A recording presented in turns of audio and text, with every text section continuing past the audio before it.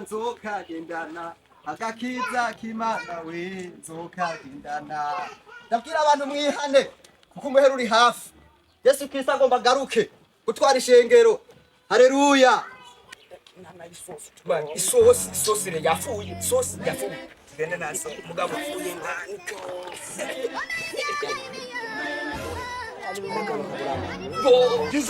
Imani jakimutse maniyo. Imani jakimutse maniko. Kalewe bikwe. Chenye chenungize. Chenye njenda kutembu. Wakabitse man. Jana njenda kuja kubiki kintu chenye. Singura je nyitwa zombo mazo isikaka po. None none. Manduka gini akekwe. Mata menda kwe.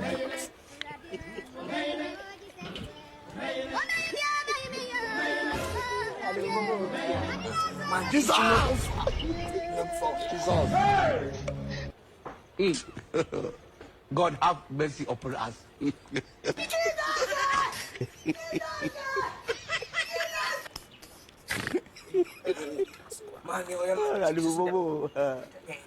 Waje pa vitu vile. Hapo ni fresh.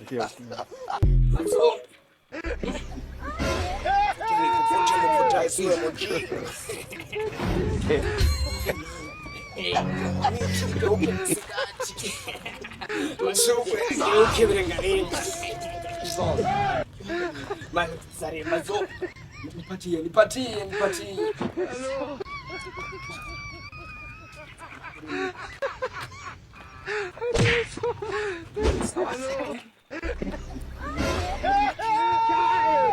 Zombie. Chimana. Oh, haleluya. Ekangu ungireko.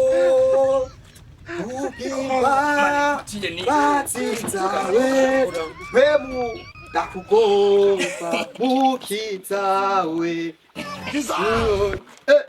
Amahoro wene dad. Nitsina rya Yesu uriko afseresha umuntu Kwa inone masi. umukozi w'Imana yasizwe amavuta Tufikino. hano gusengera ugatwika impene. Uriko Simene nyene pass.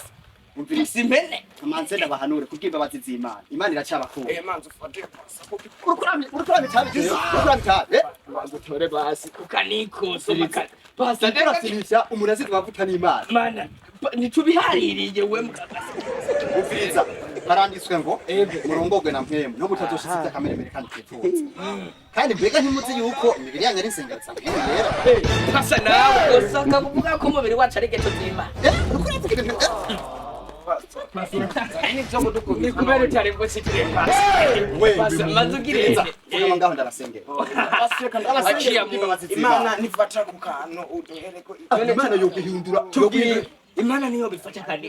Gaturi kuzidura ko biki. Uviriza arababwira. We ivyo uriko uracungura n'ibiti. Kwaza amanza zinde kwanza. Pasa oya. Pasa basire kanda kama kubigoro.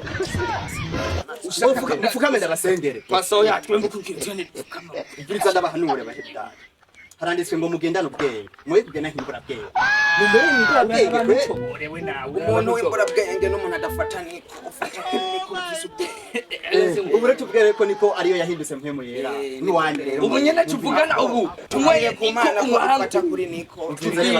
Beka nitwaja ijuru tuzogira. Wewe ijuru urarikugira ryumva. Fukama ndagusengera uravuga. Pasa twembe Urafukama pasa. Aho bigeze rero. Abambere bananiye aho bigeze nikuzana ciko.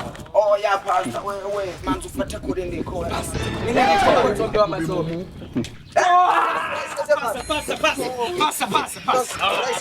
Pasa uraise nuyiseze apa. Pasa uturaje jubusa pasa. Pasa uturaje jubusa kweli. Sasa kuri ndisa. Kwigira. Oto tusesera kuri niko wewe. Tugende. Sengero cyumba. Mbiza arababwire. Pasa sina muda na kuongea na wewe. Wabaye rurerure. Abantu benshi bariko basubira inyuma yo. Ugendo wabaye rurerure. amahoro meredari mahoro mahoro iminsi myinshi wa mugabo ko amakuru y'iminsi yemwe ni meza n'ukuri abantu murakoze yemwe na rapoteye n'ukuri ariko ndameze ndi ku kazi yego cyane ndiko ndabwira abantu bijyanye no kujyana yego turabona muri iyi minsi ya none kuko barakweze na rezo sosio hari ibintu bitwa internet sinzi ko mwamubizi basha ndabizi yengwaruka kwishi gwarahurikiyeyo baraba amafilime rukotasoni baraba ibintu byinshi byaragora hariho abaca mu busuma amatabi ni benshi twagiye turahura aha narushe ntiworaba yego none rero ndiko ndababwira kubw'imbabazi z'Imana yego abantu bakire mwami Yesu kuko haranditswe ngo abamwakiriye bose yaba bibasha bwo gucika abana b'Imana kuko nanone nibo bizeye igitsina giye ndavuga izina ry'umukiza yego rero igihe Yesu yereka agenera n'igitsina giye bamaze kugera ahantu Petero yarabajije ngo twerekane inzira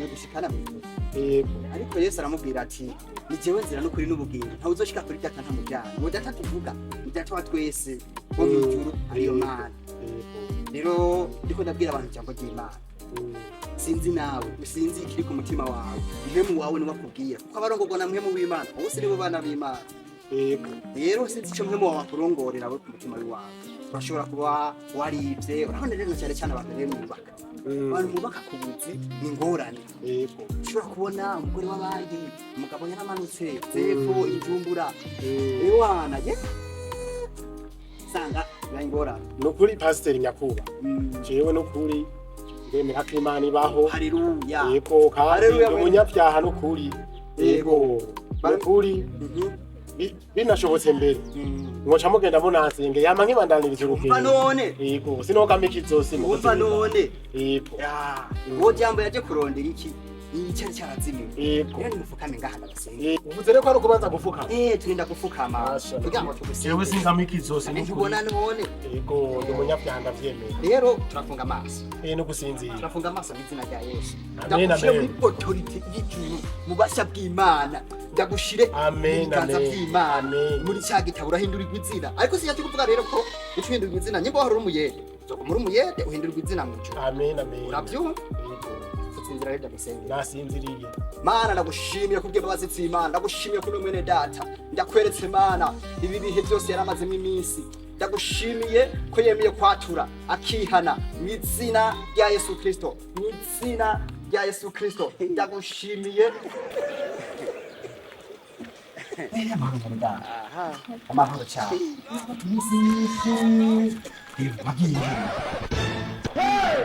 nari maze iminsi nza kubona wamugenda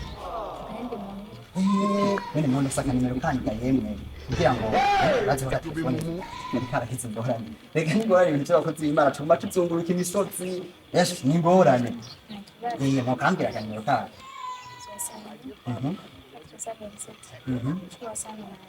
hone ko ndikora senga hariya wenda twaba gusubira sawa rero oya we pastor